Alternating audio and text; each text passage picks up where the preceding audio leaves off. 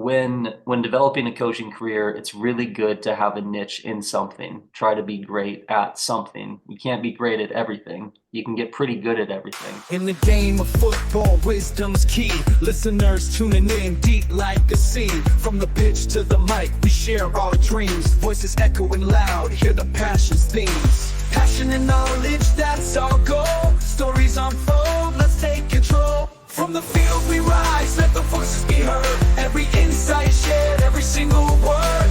Football's the game, but wisdom's the prize. Join the conversation. Welcome to From the Field, Voices of Football. Today we're excited to be joined by DJ McMoil, a highly respected coach, mental performance expert, and passionate advocate for the development of young athletes. With a distinguished playing career, including 3 national championships as a goalkeeper, DJ has gone on to earn advanced degrees in sport and recreational sciences and sport and performance psychology. Through his work with ACG Mental Performance and a consultant to top soccer club, DJ has made a lasting impact on the lives of countless athletes. We're thrilled to have DJ share his insights and expertise with us today. DJ, thank you so much for coming on the podcast and coming in with me. Absolutely, man. Thank you. Yeah, thanks for having me. Pleasure to be here. The introduction's a little bit probably kinder than I deserve, but excited to chat soccer, talk about kind of my background in the sport, share any insights that maybe the listeners could glean something from. So yeah, man, thanks for having me. Yeah, no, absolutely. Do you want to give us a brief background of you? I'll give a background. So I was raised in Minnesota and played soccer at a kind of local club level. Club scene was very different, obviously, in the kind of 2007, 2008, 2009 when I was playing club. None of this ECNL, none of this MLS Next. Very elevated. This is when kids were playing ODP as kind of their main way to break through. But I wasn't even doing much of that. I was playing a bit. I was a part-time field player, part-time goalkeeper. Loved playing for my high school team, all that kind of stuff, and was more heavily recruited for track actually than soccer. I ran a decent 400 time in track, but just running, man. It was something I probably knew I wasn't going to do for the next 4 years in college. And so the school that I wanted to go to is this little tiny Christian school called Moody Bible Institute in downtown Chicago. They had a soccer team. They didn't really do much recruitment, no scholarships, nothing like that. So everyone was a walk-on. I walked onto it my freshman year and played full-time goalie when I made the move to college. Probably all it took was the coaches seeing my first touch and realizing probably stick this kid in the net, put some gloves on him. But for our level, we were good. We had some success. I had a fantastic class of guys that came in with me who were really impactful field players. And from 2011, 2012, 2013, like you said, we won national championships each of those 3 years. And before that, the school hadn't won for, I think, a decade leading into that. So a lot of energy behind that as a really fantastic college playing experience. Going to school in downtown Chicago was excellent. While I was in college, I started coaching part-time for my hometown club, Wright County Soccer, under the mentorship of this incredible coach named Steve Doimer, who helped pay for my first coaching education course all the way back in 2014 or 2015. And so from there, different clubs here and there, coaching part-time, eventually took my first full-time coaching job in 2021. And most recently coached part-time with Minnesota United's pre-academy and finished my A license last year. But as we'll discuss, my career path has taken me now full-time into mental performance coaching. So I finished a master's degree through Ohio University in 2021 and am finishing a Doctor of Education pathway through University of Western States, which is in Portland, but I'm doing it online. And so in sport and performance psychology, I'll finish that doctorate in the next few months and kind of look forward to continuing to hopefully make an impact on the mental side of the game. So that's a brief overview of where I've been. Wow, that's an impressive career. That's phenomenal career you've been having. Well, it's gone quick, man. It's gone quick, and I think a lot of it comes down to people being willing to give you a chance, which is, I bring up Steve, and he's a guy who watched me as a player and knew knew my strengths and my weaknesses as a person and was really able to tailor his mentorship to kind of instill in me a passion about not just coaching, man, but like coaching the right way. He was a really player-centered guy, and he was, in my opinion, ahead of his time a little bit in the way that he understood skill acquisition in small-sided games and wanting to get players to develop what I would call the right way. And so that was my first coaching education. Wasn't in a classroom; it was on the field through him. Okay. And I have a lot of people like that in my pathway. Okay. Steve, Mark, Daryl, all these names that I could throw out of people who saw the young coach and were like, I could I probably have something to share with the young coach. And so even I didn't mention, but part of that story is I also work with the Federation, with United States Soccer Federation as a coach educator now, teaching the D license, kind of for Wow. that reason, because every year I'm a little bit farther away from being the young coach. And so Okay. I also want to be kind of giving back to that educational pathway that served me very well too. So it's been a good ride, and I'll probably coach more, man. I'll probably coach more again, but for now, what we're trying to do is make a huge dent in the mental performance space. Wow, you've been on an uphill trajectory very quick. Seems like. Yeah, maybe. My wife makes fun of me because have you ever seen the musical Hamilton? I haven't. No, no. Maybe some listeners have. She makes fun of me because the not all the details of his life, but just his kind of his ambition and the way that they kind of make fun of him in this musical for never being satisfied. And to an extent, not in my personal life where things have, also just continue to get better and better, but an incredible wife, an incredible son who's in first grade. But professionally, yeah, I've never lasted somewhere too long without asking myself the question, like, how does this get better? Where can I have more impact? And Okay. it's not no statement or detriment toward the places that I've been or saying that they haven't been good enough, but it's just very much been within my personality to push and to want to make things better. Sometimes that's happened where I already am, and sometimes that's happened by where could I get to? Where could I be? Yeah, maybe it seems, upward in a sense, but I think a lot of that is driven by looking at myself, coaching in an environment and saying, is this making me as good as I can be? Am I achieving my own potential here? Is there more in this place that I can tap into to continue to get it better? And if not, then where am I going next? Because I can't. I think it's very internal for me, man. It's like I could keep growing, but I'm not sure I can keep growing here. So what's next? And so that Okay. kind of drove me forward on that path a little bit. Yeah, that hunger for just keep growing and be better than you were yesterday, right? Kind of. Yeah, yeah, and I see that in a lot of coaches. A lot, I think it's a very coaching mindset because it's something we want to see emulated in our players. But most coaches I know, I mean, we'll mentor people on a D license and they'll be asking us about the A. It's like, hey, buddy, like, you just handed me in a diagram with the wrong shape on it, so you might want to, catch your breath here. But just kidding.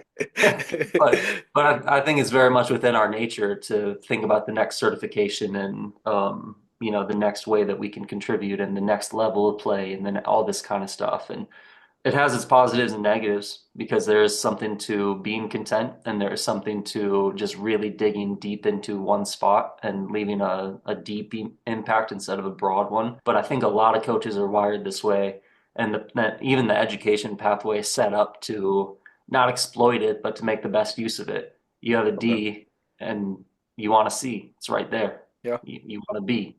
This was kind of my thinking on the pathways. Like when I started with the E, back when there was an E, I Mhm. knew that there was an A license. And if there's an A license, then probably I'm going to get it at some point because that's the end of the pathway. It's the same in school. I got a Mhm. master's degree. When I finished my bachelor's, I thought I'd never be back in school. But suddenly I find myself getting that master's and I graduate and I'm already I'm on Google, man. I'm like, how does one even get a PhD? How do you, and I'm getting an EDD, not a PhD, but um, finish my master's, I'm already thinking about what's the highest level of education that I can get. And so I just think that this is partially how coaches are wired because we're achievers. and we're people who want to make the people around us better. And if you're going to do that, then I think you have to continue to improve. So there's been a lot of that, a lot of self-driven. Like if I'm going to make people around me better, then I have to be better. And so yeah, I've probably spent a little bit of time chasing that mentality around. Just like like I said before, you've been having a phenomenal career so far since I think like 2017 you graduated college up to this point. It's been a No, phenomenal. 2014 I graduated undergrad. So in 10 years you've done so much incredible stuff. But before we get to that, let's go back all the way to the beginning. Growing up in Minnesota, what's your earliest memories of playing soccer come from? Or where'd Yeah, you find out soccer from? it's a great question. So, flashback all the way to Hopkins, Minnesota. It's a little suburb real close to Minneapolis. We were, not a really well-off family at all. Pretty almost, not to dramatize it, but like a somewhat tough upbringing situation. I had three siblings. Parents worked super hard. Dad worked super hard to make things good for us, but uh, were we to get into some organized sports and stuff, then soccer was the most accessible for us. And we were pretty aware of that, I think, at the time, as much as they did what most good parents do and try to shelter us from it, is like if we brought up hockey, it was just this real negative feel in the air of like, do you know how much a hockey stick costs, man? Or like some skates, that kind of thing. So soccer was right there, man. Soccer is a fantastic sport because it's so accessible. You need some shoes, need a little ball, maybe some shin guards. My mom actually played college soccer, so we had, um, a good role model in a sense of like she knew a bit, very, very different, obviously in the 80s, but she had a sense of the game and probably a sense of wanting her kids to play the game. So all four of us had a go at it, and I think my older sister played through most of high school, maybe through her sophomore, junior year of high school before she gave up. Everyone else stopped pretty early. For me, it was something I really connected with. I enjoy, I am a competitive person, of course, and you just again, you get lucky a little bit. Like I met good friends in soccer. So when you're a kid, what keeps you coming back? It's culturally, especially as an American player, it's like you don't have this deep rooted sense of connection to the culture of soccer. Didn't really get much of that. But man, my friends played and it was fun. Scoring goals, what a rush. It's like kicking kids. This is the best. Um, and so we played in our city league. Eventually we got into a travel league. I think one of my earliest like high level soccer experiences memory wise was one growing up watching the Minnesota Thunder play. And so this Okay. is obviously the club that became Minnesota United in a way. It used to play in this league called the NASL, semi-pro, pre-professional. I'm not sure what they would have been considered back then. I was pretty young, but we would go watch the Thunder, man, as the bomb. They played at the National Sports Center in Blaine. Same, we played tournaments there, so we were seeing these guys play on the same field as us. And the level was, I mean, it was pretty good. It was pretty good. And they were pretty good for a lot of years. Um, but when we were, I don't know how old I would have been, but there's this one player. I don't, I have no idea what he's doing now. But Kevin Friedland was his name, and he had like this long brown hair. For some reason, when I was a kid, I also had really long hair. I don't know if it was like this rebellion thing or just we weren't getting haircuts or what, but my hair was so long, and I got a lot of, crap for it. And I saw this guy on the field. He was playing left back, and he had Okay. he had basically the same hair as I did. And I was like, "There's a professional soccer player with my same hair. It can't be that bad." And we got to go down on the field, and I had this like grungy white Minnesota Thunder t-shirt that had been like rolled in the mud and everything. And he signed the back of it for me, and I got a picture with him. I don't know if the picture's still around somewhere because this is obviously pre-Facebook, but it was the best, man. It was the best. I'm like, these guys are incredible. I was a huge Thunder fan. Then, of course, it would have been the 98 World Cup. I was in kindergarten, so the 2002 World Cup was like my first like edge of my seat soccer viewing experience on TV. Because that team also, like the United States team then, was so scrappy and so like, dude, that was probably when I went from like I would have been 9 years old, 10 years old. So that was probably when it went from like soccer was something I was like playing recreationally over the summer to like this is like I really started to identify with it as much as you do at that age. Is like this is my sport. This is like that team captured my imagination in such a way that I was like, what do you like? Oh, I'm playing in the summer, but there's a fall league. Oh, they're playing inside in the winter. What are they doing in the spring? Like I was harassing my parents Okay. because I wanted to play it so bad, and so that's when I got hooked. And so we played. I had a little kind of dent in my pathway because we moved from Hopkins to a suburb way farther away from the Twin Cities, and probably like an hour from Minneapolis, and so it was real small town, very rural. I was furious with my parents for moving, but it was just a very different soccer scene out there, and so we got plunged back into the recreational level until we convinced them to let us play just what I don't know if people still call it travel soccer, but club soccer, Hmm. travel soccer. That's after a couple years settling into the new place, we got back into that, and so it was good. So yeah, I was an okay club player. We were usually like competitive within the state tournament level. ODP practices were like an hour to an hour and a half away from us, so I never did anything like that. I don't think my parents really got it. Like coaching now is like when I was coaching in Iowa, there's kids driving 3 hours to Hmm. to practice and like Clint Dempsey kind of stuff. And people that got it were committing. I probably liked the sport enough to do something like that, but I don't think we really understood that that's something people did. So Okay. so it didn't come up. But but so I kind of had like normal like small town kid goals. I was like I want to be a great player for my varsity team. And all conference, maybe all state, which did not happen, um, but that was kind of the extent of my goals. But yeah, I did. I had a nice little high school career. Little knee injury made me miss my junior season, but finished strong senior year. My last high school game ever, we got absolutely pummeled 6-1 Wow. in like a section semifinal, and just a glorious way to go out. But it wasn't until track season of my senior year that I fully decided that I was going to play soccer in college at all. Again, just in a sense, like a different path. I wasn't a great player. I really wasn't, but I really liked it. It was something that was really, really meaningful to me, and I wanted to be good at it. So probably my biggest learning acceleration actually came in college. I would call myself a super late bloomer because I didn't commit to fully playing goalkeeper anyway until college. Because I was so like, I played for this small town high school, right? And I Mhm. ran a sub 50 400 meter, which just means I was quick.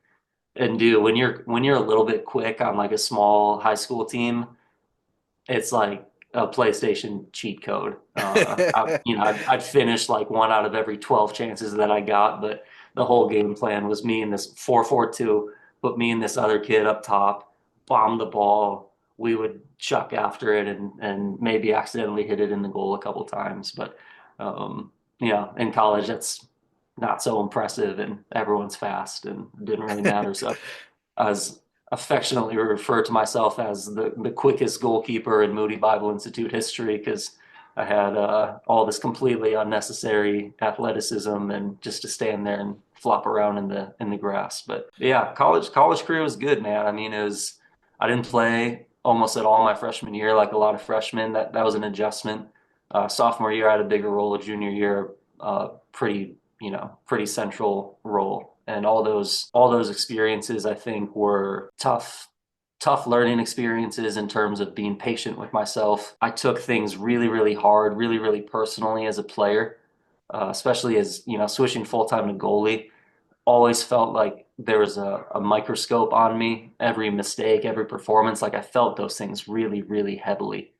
And part of that story kind of connects to why I'm doing mental performance now, because I'll tell you this story, man. This is great for so, um it doesn't reflect on me great, but it's so long ago now. The first game that I ever started for our college team was a preseason scrimmage.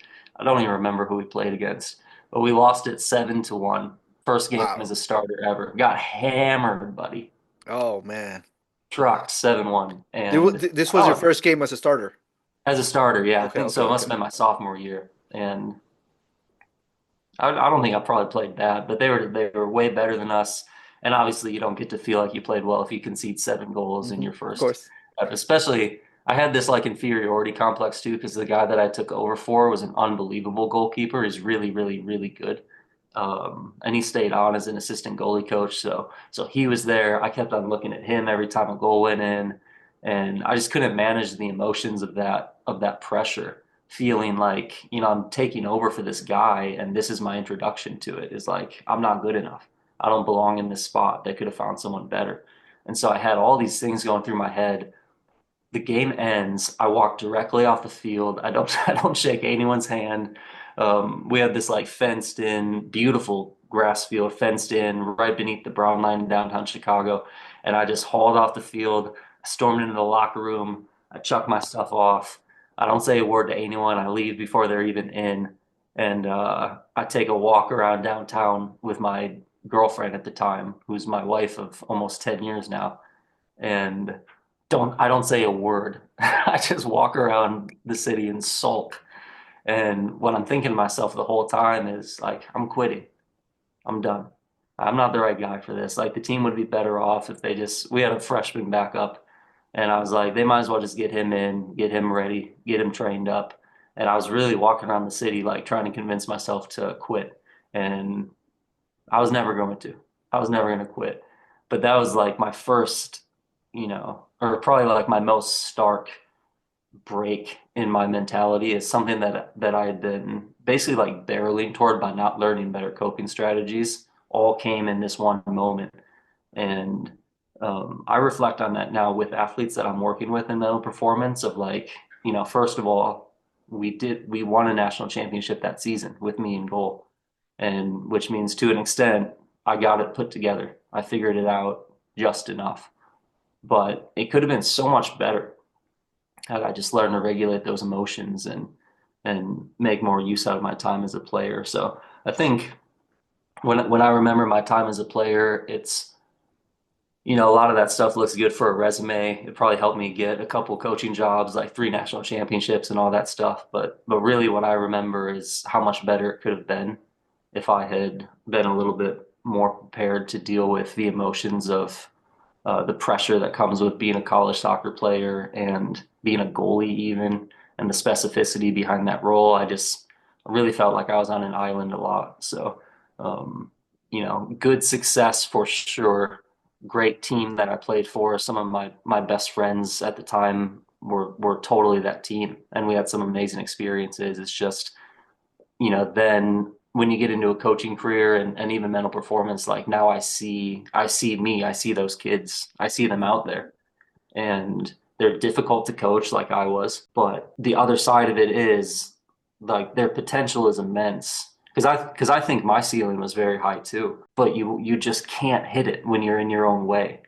And so it kind of became a part of my like coaching mission was to connect with me, to connect with that kid.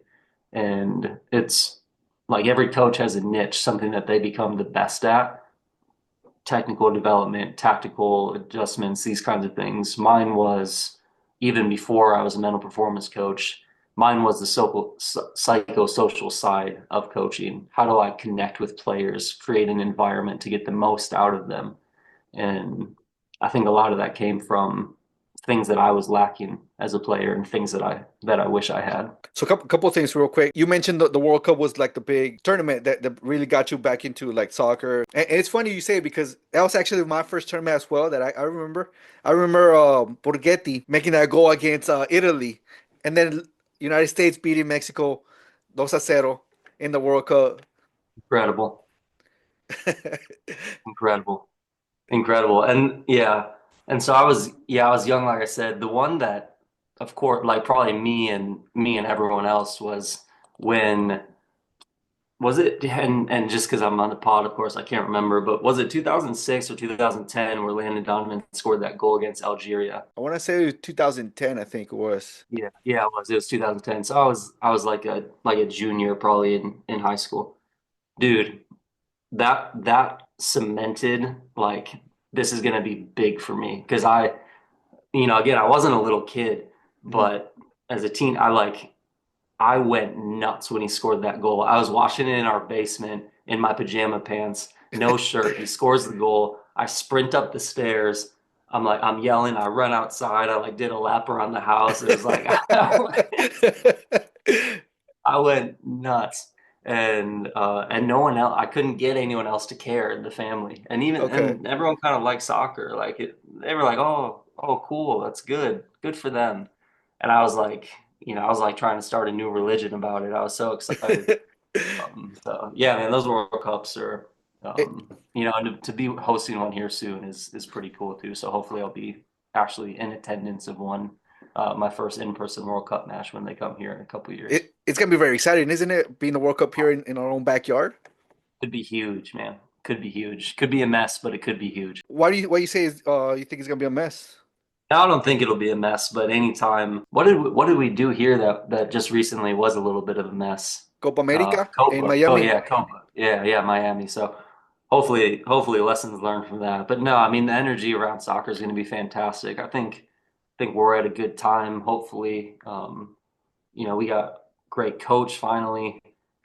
Roster's okay. Roster seems like it's, not what everyone always wants it to be, but hopefully competitive group of young guys, man, and can at least represent the country well. And I think if they play that way with that mentality, then man, no, I don't. If we win a final, then the next thing I'll be waiting to hear is trumpets because it means Jesus is coming back. We don't need to win the final. We don't need to, but yeah, man, very cool that we're going to be hosting it. And is Kansas City one of the host sites? Yes, they are. Yep. That's Yeah, why I'm so I excited as mean well. Yeah. that's yeah, I'm getting the lottery for whatever big games they're hosting there for sure because that's pretty cool. Yeah. Regardless of any team that's coming, you gotta be there. It's the World Cup. Got to be there. So yeah, man, it'll be sweet. Our company founder went to the Olympics when they were in Paris over the summer, Oh, and okay. hearing him recount those tales, like he was there watching USA basketball and track and field and stuff. It was like, dude, we got to get to the World Cup because it sounds like you can't beat that environment. It's pretty cool. We also have the Club World Cup this year, which a lot of club like Real Madrid's coming. I know like Big Pachuca teams. and other teams. They're very good teams are coming out here this year. For sure. Yeah, for sure. I haven't looked at what it would take to get to one of those, but yeah, I'll be following it for sure. And that's again, man, the more the better. We just need a little bit more energy around the game. Just keep on slowly building it. I don't think there's one magic ticket that's going to make soccer the biggest sport in this country. Doesn't even have to be. But I think if we can just keep on doing things well and keep on building momentum, the more the better.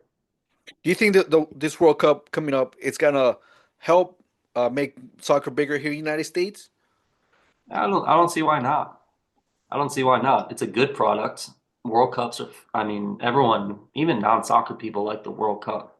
Hmm. And so, I'm not old enough to remember the last time we hosted one, I don't think. Was it 94? Is that when we hosted one? I want to say 90 or 1990. 94? I think it was like Yeah, it might 90, be wasn't it?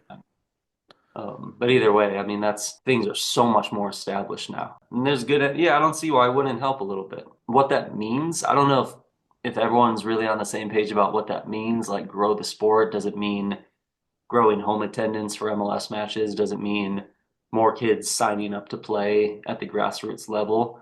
We get a lot of kids in our country signing up to play Hmm. at ages 4, 5, 6. Probably growth of the game would come from getting them to keep on playing and to create better environments for them to want to keep on playing. But either way, yeah, I think it'll overall be positive that we're hosting it and should be pretty exciting. I completely agree. Yeah, after like 14 years old, many players just leave the sport. Sure, for sure. And part of that's I'm not an expert in this area, player retention. I Hmm. know it's something that's discussed a lot in coaching circles, but a lot of it, I would imagine, comes down to playing environments, trying to make sure that there is a level that is supported and cared for players to play in a way that suits them. I had kids quit even from my team at the last place that I was coaching, right around the age of 14. And one of them, just didn't enjoy the level that we were playing at. We were in the ECNL, and it was just a lot for him. Didn't want to train 4 times a week. Oh, Family okay. probably, it's that's a lot. Hmm. Um, he could have dropped down a level and just continued to play, but there's a big stigma there, man. There's a big social element to that.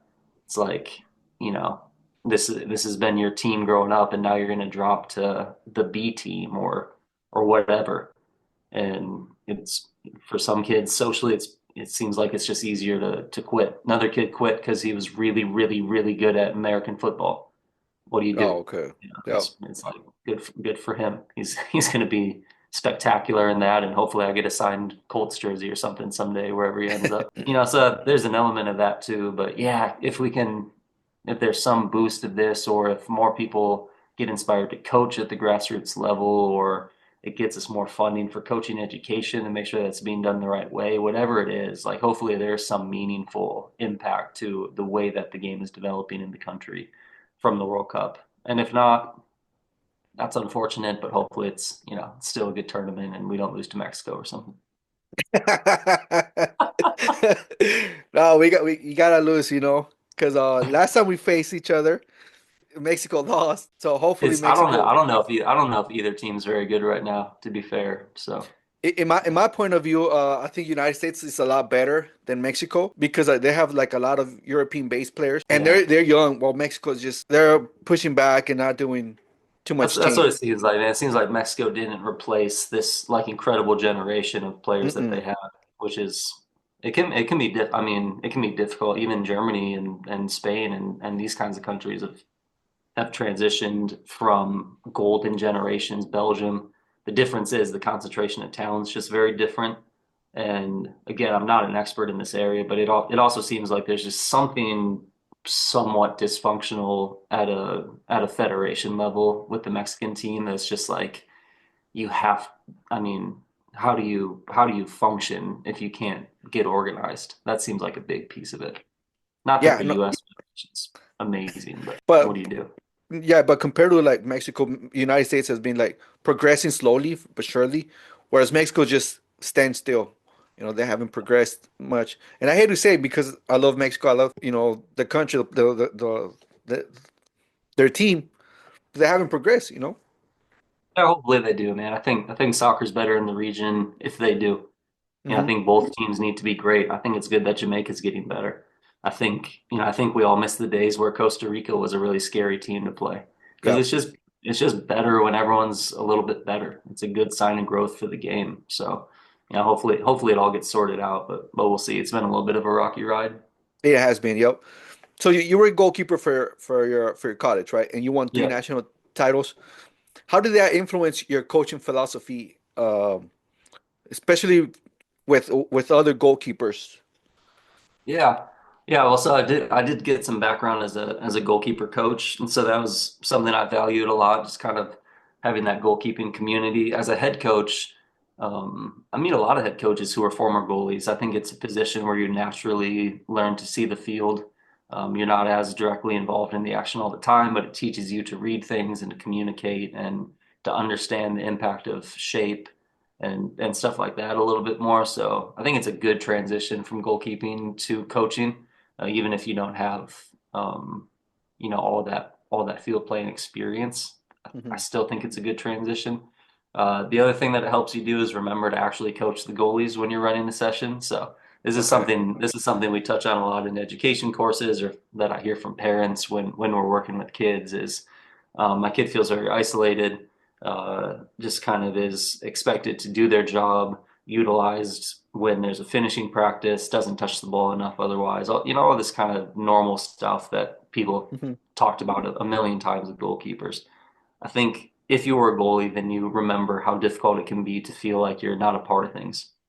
So that's part one. Is like we got to integrate the goalkeepers in every layer of the session possible, whether they're actively goalkeeping or whether they're doing something else. They have to be a part of the team because they are a Part of the part of team, the team. yeah. That's big. Uh, the other thing is again some of my experience that I've already touched on about the isolation and the difficulty in regulating the emotions that come with such a high pressure position. A lot of those things also translate into being a head coach. Like you can, as a head coach, depending on the level that you work at, you can feel very isolated. You can feel like a lot of stuff is on your shoulders. Even in youth coaching, when, the game plan really comes down to how a bunch of 13-year-old boys execute their, it's like uh, we can all stand back and objectively say, that wasn't on me. I prepared the team as best I know how. And even though I have more to learn, I did my best. Still there's those days after the game where you're just like, I sucked today as a coach. Like, Yeah. let the boys down. Like, I could have done so much more. I could have tweaked this. I could have tweaked that. And there's really no one to look at those days but yourself as the head coach. And I think that's very similar to goalkeeping. Is like my best game that I ever played in college, we lost 4-1. And the team was just better than us. I made a bunch of outstanding saves that I never repeated in my career. It was a great day for me. And I got on the bus feeling miserable because I conceded 4 goals and we lost. And there's probably been days in my coaching career like that too, where we have a knockout week of training, everyone's on the same page, absolutely buzzing, and then, you know, forward hits the post 3 times and my fantastic goalie lets one through his hands, and it's just it's soccer, man.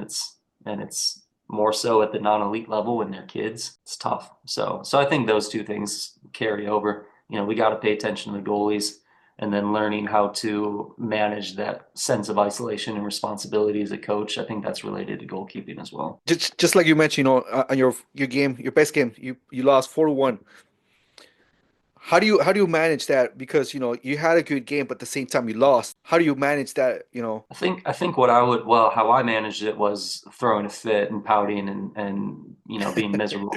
How I would want now to lead a player to manage that is, um, I wish I would have had developed like a more robust sense of goals going into a game, or really every session too, because there are layers to performance in a team sport. There's of course how you perform, which is important, and there's how the team performs, which is important, and then there's the outcome of the game, which at some point also becomes important. Certainly in college it is. And what I was incapable of doing was evaluating myself separately on those layers. It all very much became the same thing. And it is usually tied to layer 3, which is the outcome. If I can work with players to get them to understand, place your attention as much on the things within your control as possible, then, it leaves you feeling a lot less helpless after a bad performance because you understand that the things that I'm frustrated about are things within my control. And so my preparation, my sleep, my nutrition, my effort, my attitude, my positioning, my handling, my communication, all these things, those are within my control. And that gives you something really tangible and practical to reflect on after a game instead of, I played great and we still lost and now I'm just mad. Well, it's like it wasn't really in your hands. It's outside of your control. And so why give more attention to something outside of your control? Same thing with your team performance. Mhm. Um, you're a goalie, man, or you're a forward, or you're a center midfielder. You can only control so much of that game. It's why being the star of a team is so unfair because people are, they equate Manchester City's faltering run. Suddenly Erling Haaland stopped scoring goals, and it's like, well, if he could just score 6 goals a game, then they wouldn't be losing. Well, probably, but soccer doesn't exist in a vacuum. There's a lot going on, and there's only so much that you can control. And so that's what I would tell players is how do we separate these layers of experience within a game, set better goals to address each layer so that you know what you're looking for in terms of reflection after a performance. Start with yourself. What was in your control and how did you manage it? Then it's okay to say, we didn't collectively play up to our potential today, or that was the best game we ever played, or whatever. And then, depending on the level that you play at, did we win? Did we do the things that we needed to in order to win? Because you know better than anyone, man. I mean, you can win and you don't want to repeat a single thing about that performance. Mhm. Sometimes it doesn't matter. So anyway, I think that's what I would draw players through is how do we set better goals and understand that, there's only so much within your control as a player. Don't put too much pressure on one single thing. Like I'm a forward, I have to make 5 goals every game. That's kind of like the thing you're trying to say, right? Yeah, set a better process goal. That means I'm a forward. I better make 15 really good runs this game. That's something completely within your control. If you play for a high pressing team, it's like these are the behaviors that are expected from me in this high pressing system. This is how I know that I'm going to be successful. And I've never heard a forward set a goal for how many times they're going to win the ball back in that third of the field. Never. It's it's goals and assists, baby. It's like, yeah, Yeah, right. well, yeah, you're greedy, Gus. There's more to the game than that. And so I think we could help players set better goals, set goals that are a little bit more focused on process and less focused on outcome. They should still be competitive, and they should still care when they don't win, and they should still care when things don't go wrong. That's not, I don't think we need to make anyone robotic, but yeah, man, those setting a better process goal is like, what could you have controlled and did you do it? That's actually going to make you better the next time you play because losing a game, man, like there might have been nothing you could do. Yeah. And dwelling on that loss and reflecting on that loss, it's not helping you move. You're nowhere closer to winning the next game either. Just because you're mad that you lost this one, you might run a little bit harder. It's not going to matter. It's like, what can you do? What did you not do that you could do next game to actually improve? And that's where, when we get too focused on outcomes, we lose track of that. I think that key right there, you just said it. When we focus on the outcome, that's completely different because we're not focusing on like what can I do differently. For sure. Yeah, we have to learn. And, again, I think a lot of it comes down to coaches. What kind of environment is the coach setting to allow players, and I've not always been great at this, to allow players to reflect on the process instead of the outcome. Because coaches sometimes can take losing more personally than the players do. Yeah, yeah, yeah. Not good, not healthy. But a part of the growth process as a coach, and certainly something that I've been through and that we've all been through as coaches. Again, you're not supposed to like losing, but if you can't step back and ask yourself, did the players execute the game plan? Did they do what I asked them to? Did they show improvement from last weekend to this weekend? If you're so busy just being mad that you lost that you can't ask yourself those kinds of questions, probably have to separate yourself a little bit more from the egotistical side of coaching, to be frank. Right, not completely. One of the things I learned from taking like the D license is reflect, write down your thoughts after every practice. What was good about it, what was bad about it, and that helps you a lot. Even like after this podcast, write out my thoughts. What went good, what went wrong, so I can improve next time. Yeah, and I think people that approach life like that have a pretty good chance of succeeding at the things that they do because people get really obsessed with starting points. Like everyone wants to be the most talented at whatever thing it is that they do. We have a lot of envy for the people that seem like they have a giant head start, but a lot of credit goes to the people who started in a pretty average place and just kept on stacking bricks. Those people can build a pretty high wall just through consistency and learning and applying effort over and over and over again. I like coaching those kinds of kids. I'm sure most people like coaching those kinds of kids as much as everyone wants the uber talented physical specimens, all those kinds of things. It's like most people don't get to be that. So how do we aim our coaching at the ones that have to learn how to just keep on stacking bricks? Because I know you're in the 30 under 30 program, right? Which is coaches who's under 30 years of age, and they get like mentor for a whole year, right? Yeah. From the United States Soccer Yeah, United Soccer Associate. Coaches. Yeah. Yes, yeah. When you find out you were gonna do that program, how did that come about? How did you feel? Yeah, well, so that was an incredible experience. When I was my first year that I was coaching for a club called VSA Rush in Iowa, I was coaching ECNL boys, and our technical director actually emailed me the application, and he said, "I don't know how old you are, but I think that this is something that would be beneficial for you." And I was a buzzer beater. I was 29 when I got accepted into it, so Okay. I snuck in with all the kids, but it was yeah. So I applied. It was a little interview process, and it was cool, man. I was a little bit surprised to be accepted into it, which I'm sure most people are. I'm sure no one gets in and they're like, "Yeah, that's right. You better believe." It's more it's more like this is a big country. There's a lot of coaches, and There is, I'm, yes. I'm just some club coach in Iowa of all places, doing doing things the best way I knew how to do them. But I think I'd had a little technical director experience at that point. I had a B license at that point, and I think, yeah, I'd finished the master's degree at that point. So that was probably, for people, just to mention that, to say like for people who apply for that program in the future, it's like you just need a couple things just to show them that you're making progress toward a solid coaching career. Some people in the program were already doing, unbelievable things at the age of 27, 28, 29. Division One coaches and an analyst for Arsenal was in my cohort, and all this kind of stuff. So like some yeah, and there I am coaching club soccer in Iowa, but yeah, it's cool, man. So the program involved, yeah, kind of being at the coaches convention, doing some stuff, introducing presenters, a year-long mentorship, which was mostly like a group cohort-based experience. So me and five other coaches in the 30 under 30 group worked on this project throughout the year that we would then present at the convention, which we did in Anaheim.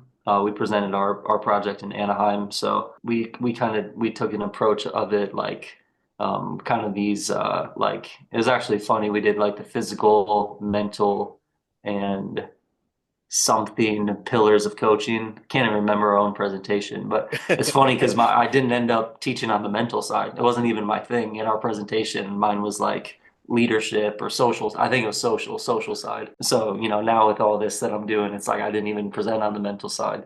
But we did that. I got to do a little field session in Anaheim, which was cool. It was like a little demo session on a quick goal demo field. It was it was ridiculous.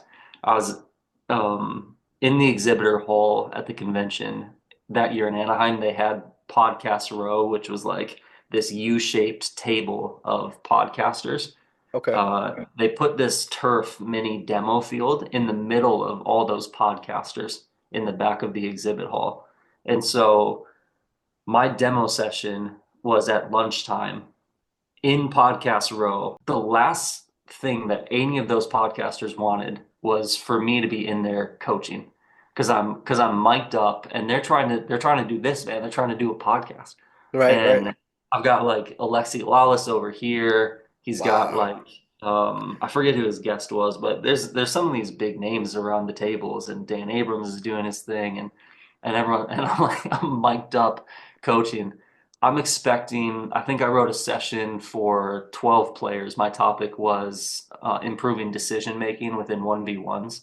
And so it's just going to be like a little how to add conditions to coaching to draw out more robust decision making instead of just having players dribble at each other for 1v1. I had 12 players in it. A girls' high school team of like 40 kids shows up and floods into Podcast Row. I'm trying to like pick 12 of them just to do my session, but they all stop at Alexi Lawless's table and they're like trying to get pictures with him and they're trying to get autographs. And I'm already like 5 minutes behind, and the tech guy's like yelling at me to get started and all this kind of stuff. So yeah, that was probably my funniest experience with 30 under 30 was trying to do this demo session with players who were not interested in playing at the time in the middle of a bunch of podcasters who were furious that I was mic'd up coaching and like tucked into the back of the exhibit hall.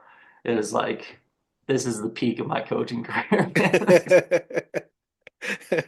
But I don't know, it was fantastic. I met some great coaches through that program. I've met a lot of great people at United Soccer Coaches, which is a fantastic organization. Mhm. And I think those kinds of things matter a lot. I'm not a great networker. I don't like, I'm not actively reaching out to all these people that I've met and touching base with them, but the soccer world is pretty small. And so to meet 30 of the, you know, of some of the best coaches your age in the country and get to interact with them, that's irreplaceable. It's fantastic.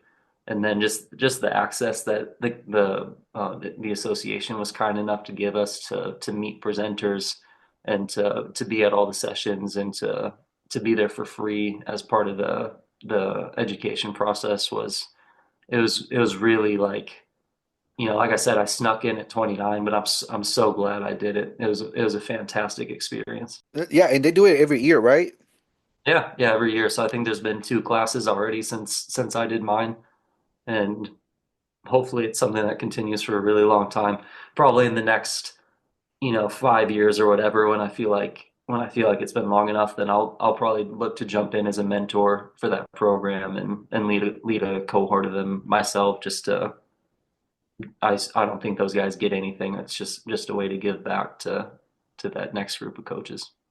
Okay. So after all these success you've had, you did a 30 over 30, you won championships. If I'm not wrong, you were like a technical director for Iowa Rush, right? It was Rush, Wisconsin, actually. Rush, Wisconsin West was Okay. was where I was a technical director. Yep. So after all this, what made you go into ACG and start doing the mental coaching, performance coaching? It's a great question, man.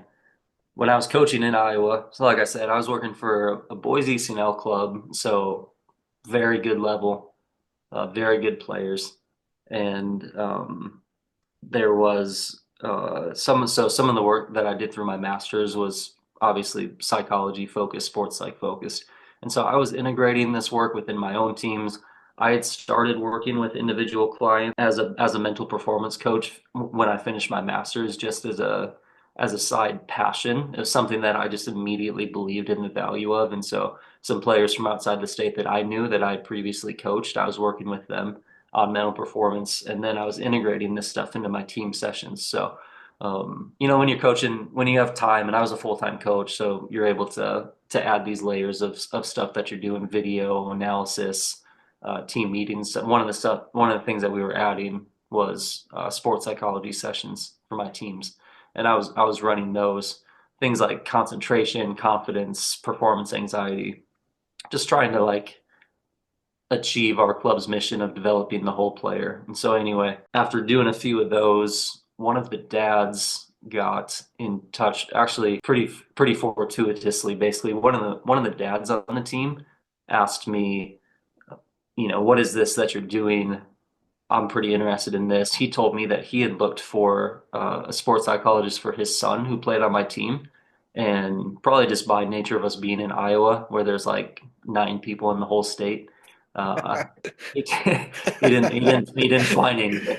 He couldn't find anything. He could find like therapy, he could find clinical psychology, but he couldn't find a sports psychologist for his son to work with. And he's a very successful guy. He's an entrepreneur. He's a business owner. And so in his head, he's like, dude, there's a gap here. There's a gap here for youth athletes. It's very difficult to find this. Tell me about what you're doing with the team. And he brought me in for conversations a year and a half ago that has eventually become ACG. So it was while I was coaching full time, he and I started working together. He just kept on building the team. And so his name is Mike Anderson. He's the founder of what is now ACG Mental Performance. But we started crafting the formal idea, around some pasta at a table a year and a half ago. Okay. And the mission of it then was, how do we make mental performance coaching more accessible for youth athletes? It's 2023 at the time. Um, there has to be a virtual option for this. There has to be something more accessible, more reachable, nationwide, scalable. And so, but he had this giant vision. I had some of the academic expertise. We paired up, and he's built an incredible team to keep on building the company now. So this is after I finished out the spring season with BSA Rush, this had grown to a point where I was doing the doctorate, which is time consuming, obviously. Hmm. And then I was helping build this company. Coaching became something that I really wish that I could have continued to do, but it was, I was basically going to be doing 3 full-time jobs if I Wow. if I continued to do it. And it's just, you got to make a hard call at that point, especially with the family. So I stepped away from coaching full time. We moved from Iowa to Minnesota. This is where my parents live, and so I moved up. Initially planning to work a bit more often with Minnesota United, but a couple of things and just my own time. Even it's like same thing. It's just they've Hmm. been they've been great to me and have allowed me to kind of come around when I can.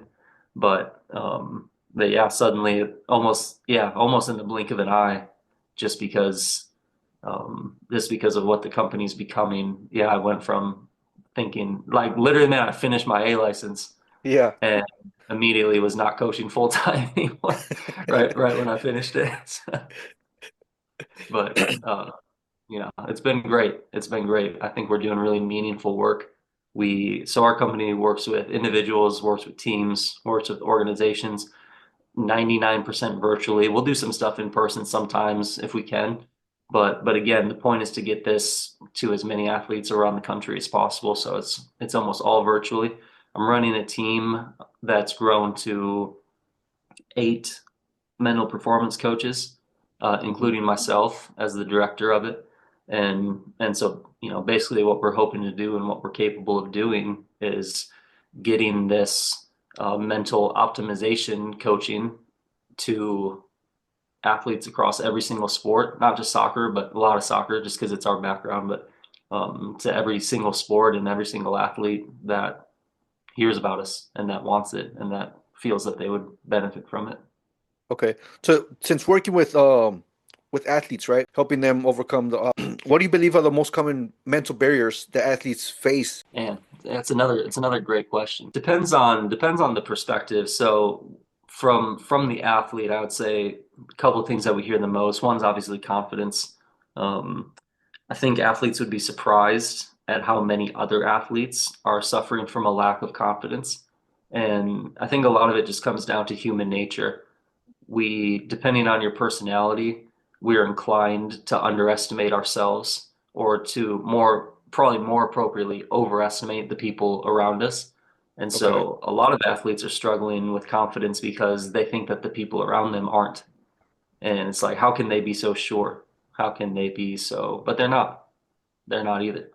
But it's Yep. this really weird, like social lack of confidence that's affecting performance. You know how differently you play when you feel confident, when you have this sense, when this, so this is how I would define confidence. You have a really good sense of what you're capable of, and you have a really good sense of the task that you have to accomplish. So I call it self-awareness and task awareness. And players who master those two things perform completely differently because they don't try to play outside of their capacity, whether over or under. So they don't hold back, but they also don't overdo it because they know exactly what they're capable of. And so they can be consistent because they're aware of their own ability. But two, they understand the task at hand all the time. So coaches get frustrated when a team performs to the level of their opposition. That's a lack of task awareness. They don't understand that it will take a certain level of effort to beat the underdog team. And so I see this lack of confidence building. You can have an individual level of confidence, and then teams as entities also have a level of confidence. So if you have a soccer team of 18 players, there's 18 different relationships with confidence as individuals, but then there's also a collective sense of how confident we are as the collective we of what we can accomplish this season. And I think that that's a huge one. We hear it all the time. We want our kids to be more confident. There's a lot to address there. There's a lot to dig into. We got to teach them how to see themselves better and to see the task better and to develop the skills that translate into confidence. The one that we hear from coaches more so, we're going through a big partnership with this hockey group, and a lot of things that we're talking about with them are concentration from their players. So I think this is another mental barrier that comes up a lot. Wish my kids train better, wish they would focus more. They don't listen when I talk, this kind of stuff. They don't take it seriously, however coaches want to frame it. I think there's a balance. I think probably developmentally, we as adults forget what our concentration levels were like at 11 years old, 12 years old. And, we want kids to train very professionally, but it's not always realistic. And so I think there could be a little bit more allowance in a coaching environment for lapses in concentration. I think really good coaches can make use of that jitteriness and that energy from kids who struggle to concentrate as long as they can direct their attention to the right thing at the right time. We can't expect a young kid to concentrate 100% of the time, but we do need them to concentrate on the right thing at the right time. So I think that's a coaching skill that we're looking to develop on the mental side. And then for the kids themselves, same thing. You know, I don't expect you to be 100% locked in, paying attention all the time because we're not as adults, even now. But how can you turn your attention to what you need to see when you need to see it to make the most out of your performance? So, really everything comes down to mental performance is a way to make players better.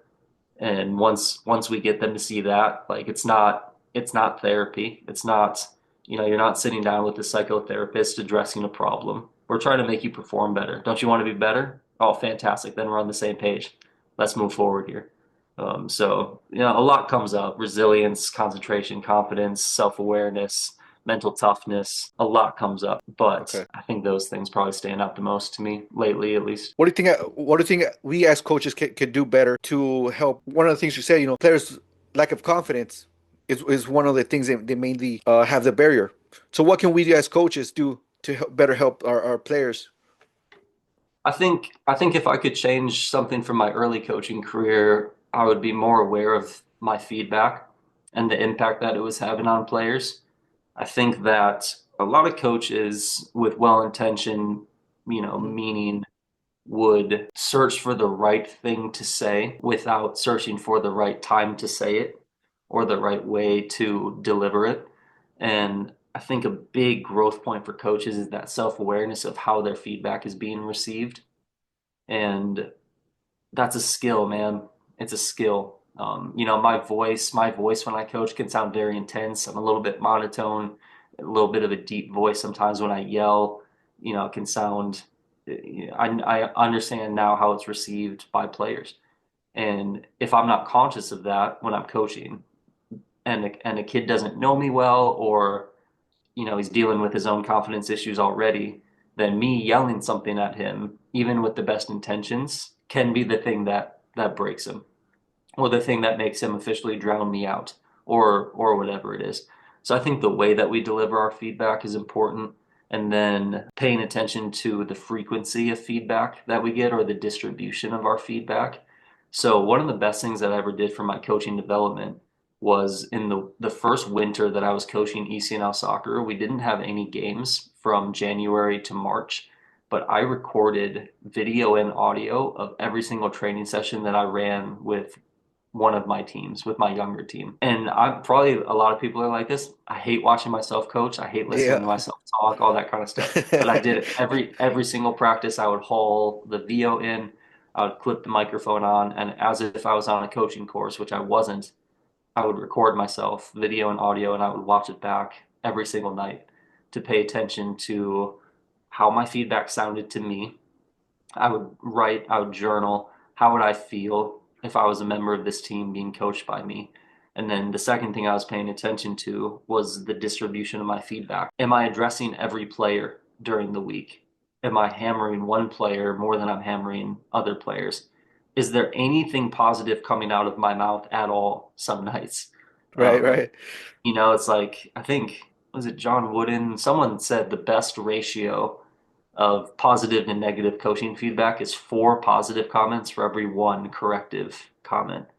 I think that's very, very, very difficult to achieve, but even the principle alone is, listeners will have to do it themselves. Record yourself coach a training session, multiple training sessions, and just pay attention to how much of it is corrective, how much of it is supportive, how much of it is actually meaningful at all. Because I started to find a lot of fluff in my coaching. I was just saying coaching things just to, just to have something to say. And had I asked my players what it is I was looking for, they wouldn't have been able to answer me. So I think being more aware of our feedback has a huge impact on player confidence, big time. And it's difficult to do that on your own. So a great coaching mentor can help. Otherwise, yeah, man, do the hard bit, record yourself, pay attention to how your words are affecting your players. Like use our voices like different, like sometimes go higher, sometimes go lower.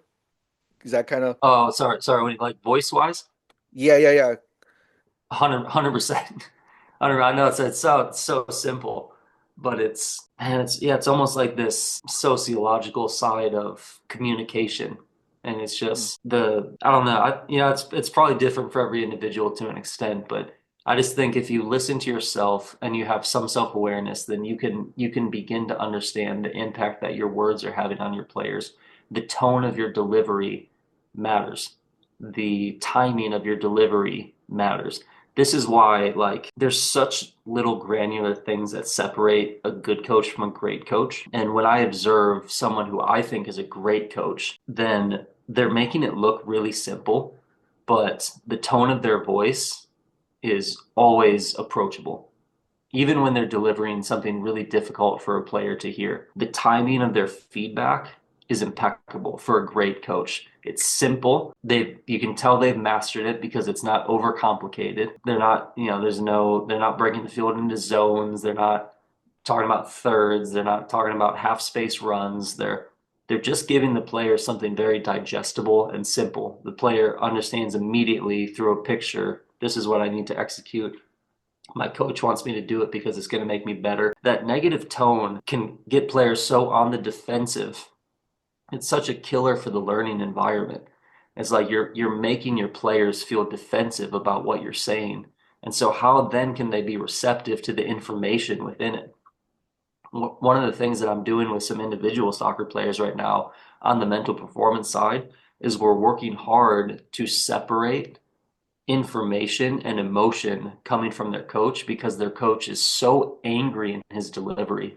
He's so heavy-handed.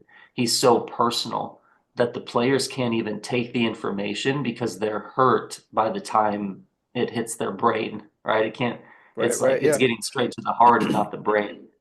We can't have that as coaches. You have to deliver the information in a way that the player is willing and ready to receive it.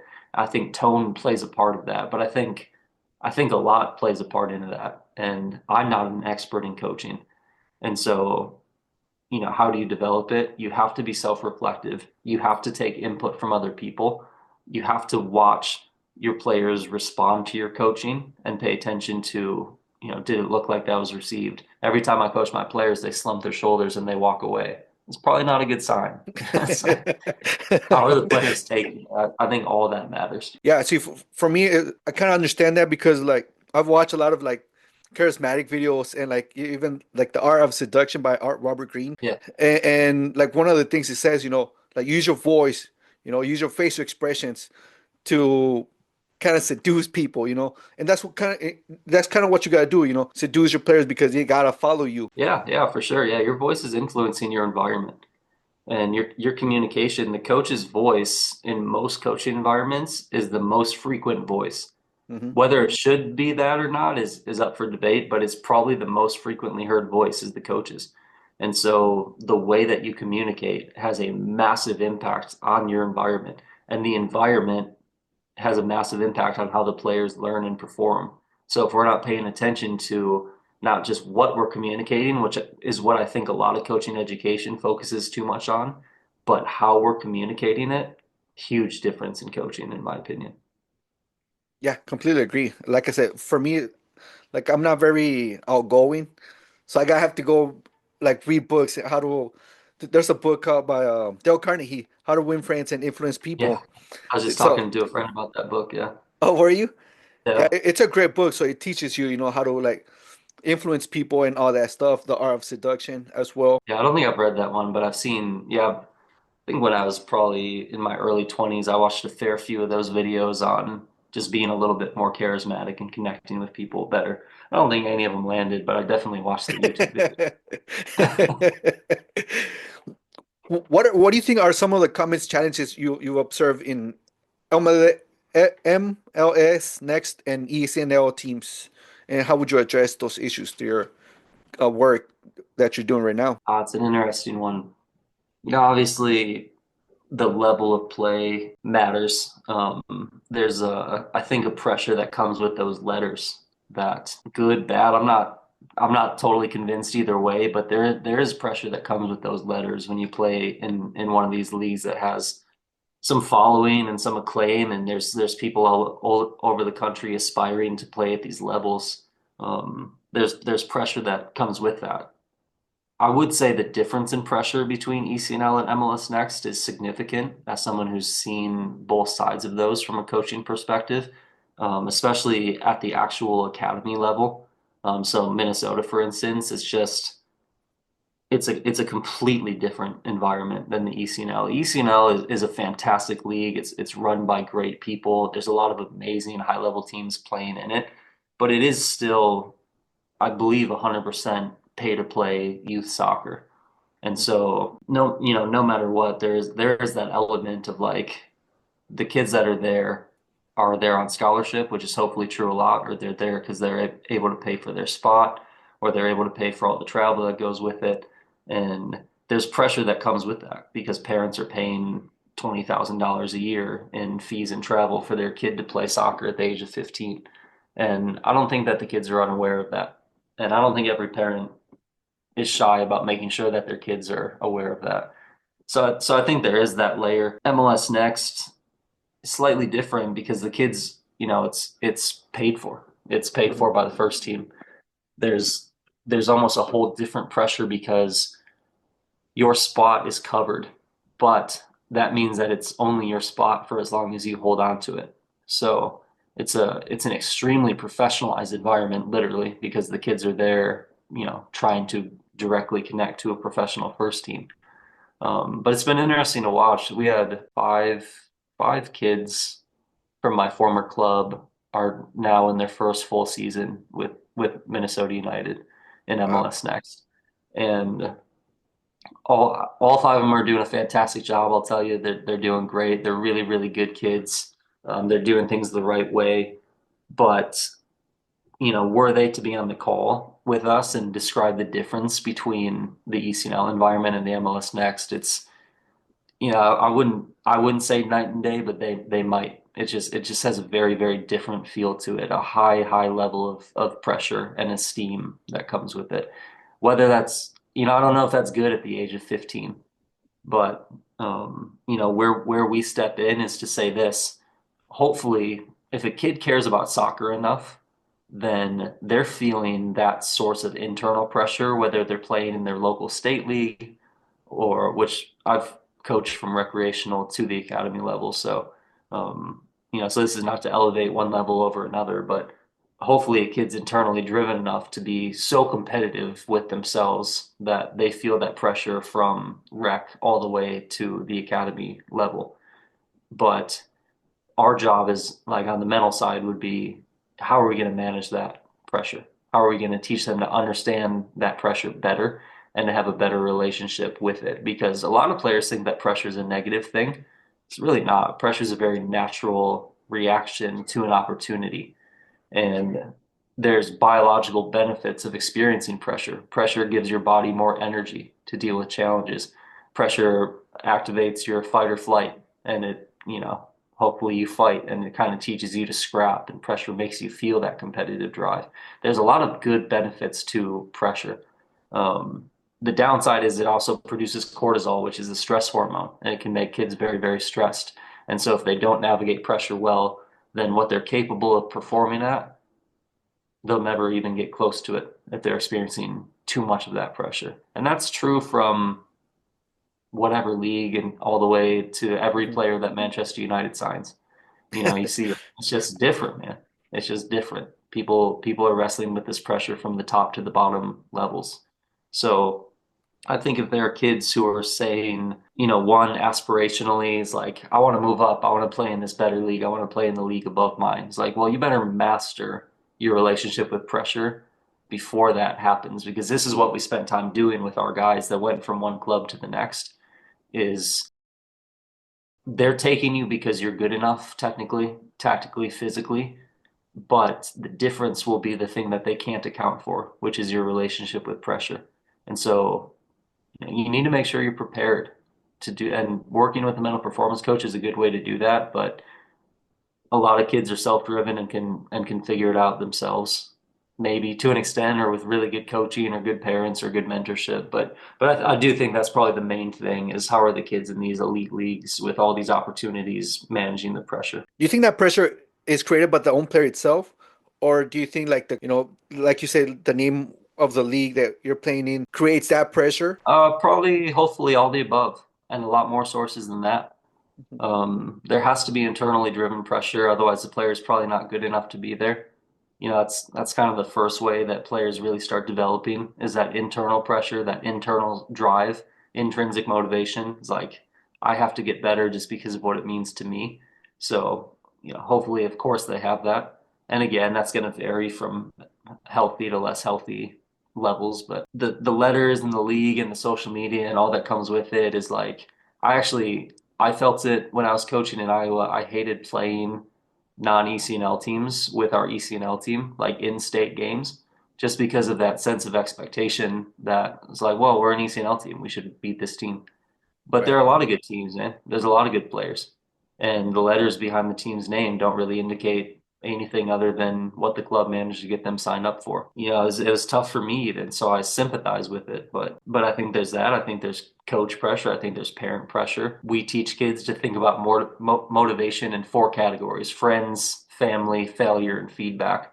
And so, you know, navigating their relationship with those four things, those are all sources of pressure as well. So, dude, it's more pressure than I experienced ever as a Mhm. youth player, for sure, until college. I think kids are navigating it for the most part surprisingly well.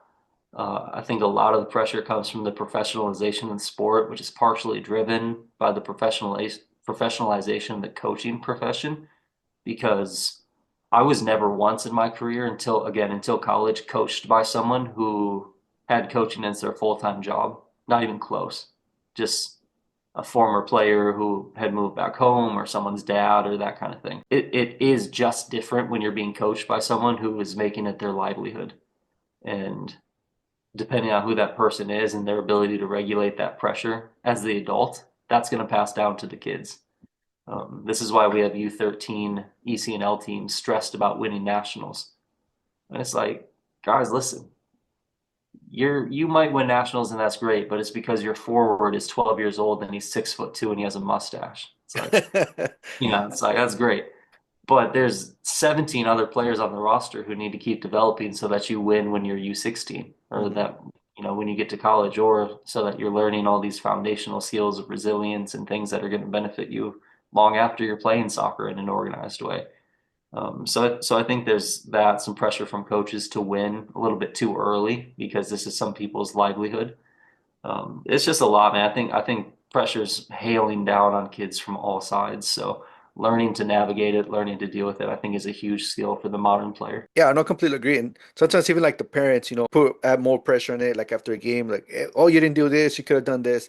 You didn't do this, you could have taken a pass, you could have shot, or why didn't you do this? Never met more coaching experts than in certain stops on my coaching journey. Parents in Iowa were fantastic, but I've been in some places where, yeah, I should have sent them my A license assignments to proofread because they were some experts along the way Hmm. and didn't even play somehow. So we gotta start bringing it down because we've been here for almost an hour now. Yeah. Okay, so you've been very successful so far, and now you're doing the mental side of performance coaching. What do you see yourself doing within the next 10 years? I hope I'm doing this, man. This is I'll finish my doctorate, and what me and our business development guys say to each other is, hopefully we never have to send another resume again. I think the potential of ACG Mental Performance and the widespread impact that we could have if we do things well is massive.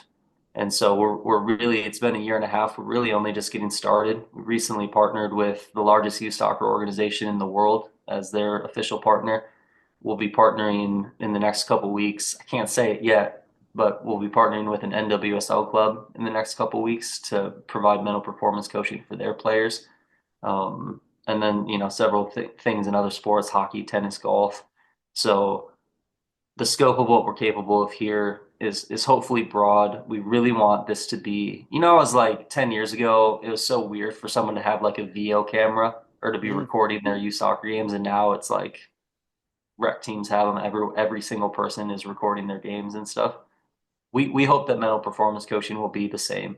We think that it's, with respect to the importance of video analysis, we think it's more important than some of these extra things that have become more common in the game over the last several years, because it's interacting directly with the mentality of players. But we hope that it's as widespread and we hope that it's as accessible as those things. So, hopefully when we get back on this podcast and you have 1.7 million monthly listeners and we've built it out over a decade. And ACG Mental Performance has started a trend of not only us but multiple companies providing these services for athletes. Then we can say we were part of that. We made a dent and are continuing to contribute and provide something that we didn't have as players that athletes have access to now. No, completely agree. And I wish you guys the best of luck. I know you guys are doing a lot of great stuff. I see you with Michigan Hawks, I think it was.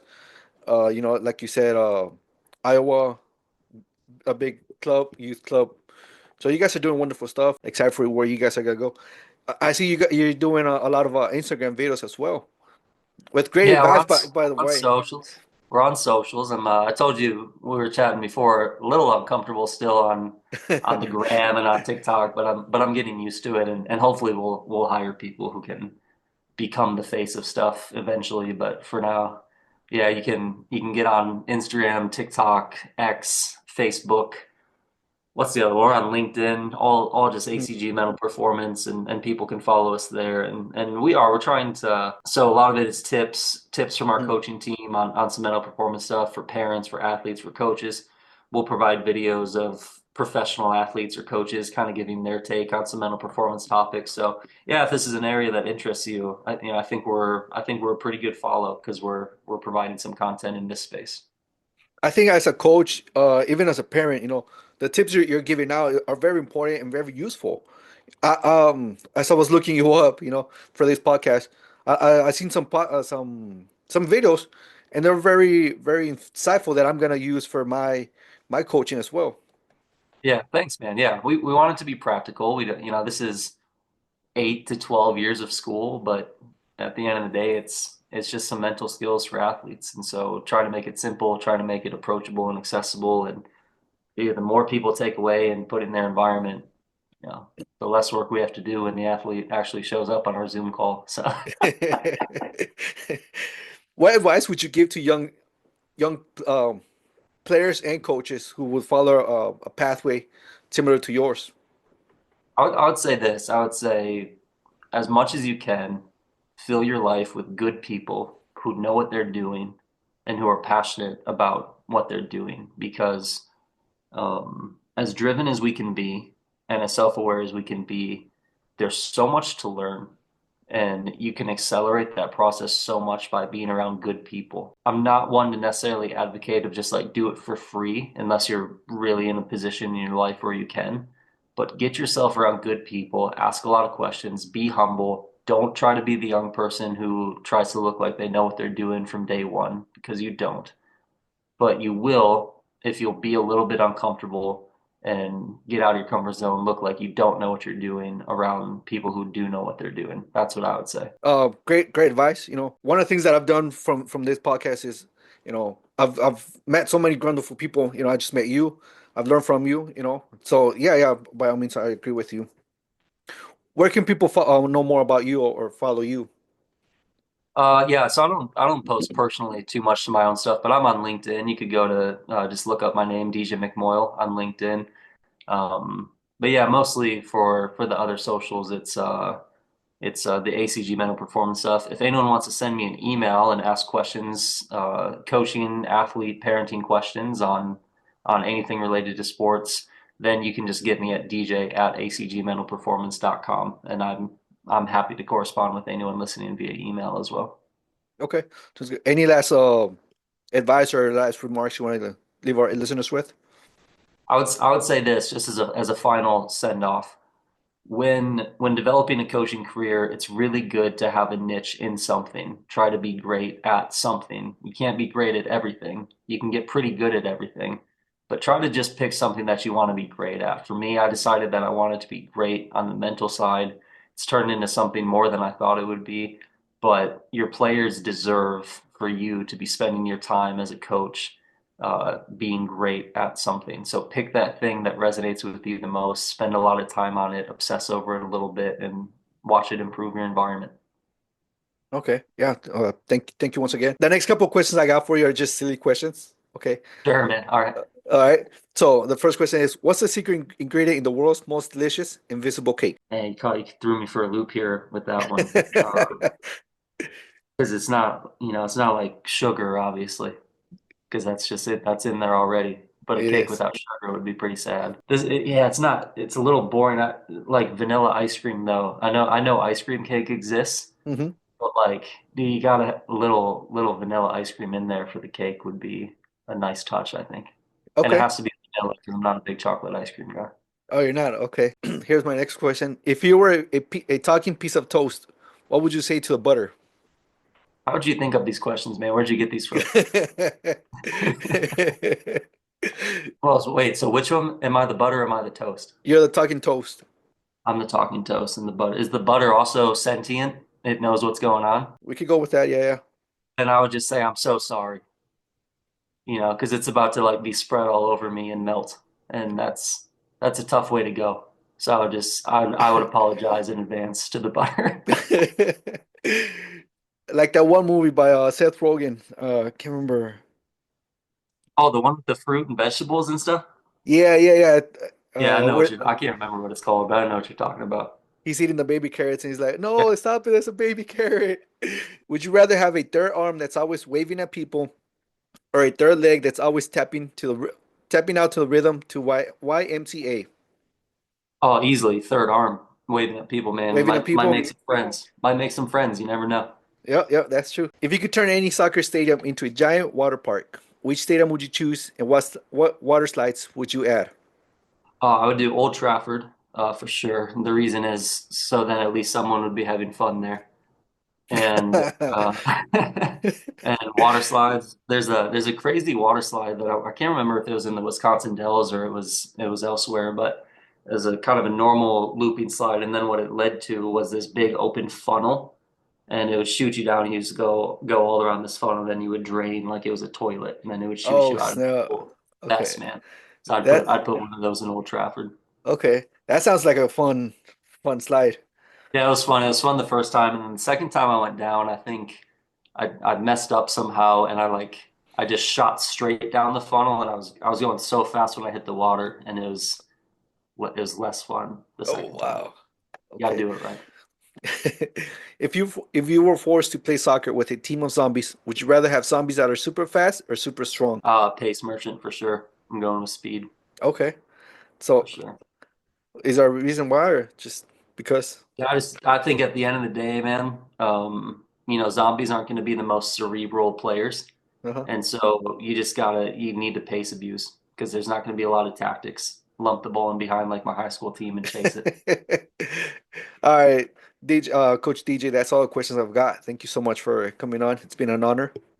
Appreciate it, man. It's been a lot of fun talking with you, and hope everyone maybe learned a little something from it. So thanks again. Yep, definitely. Thank you, everybody. Don't forget the field's empty, but the conversations will be back. Field we rise, let the voices be heard. Every insight shared, every single word.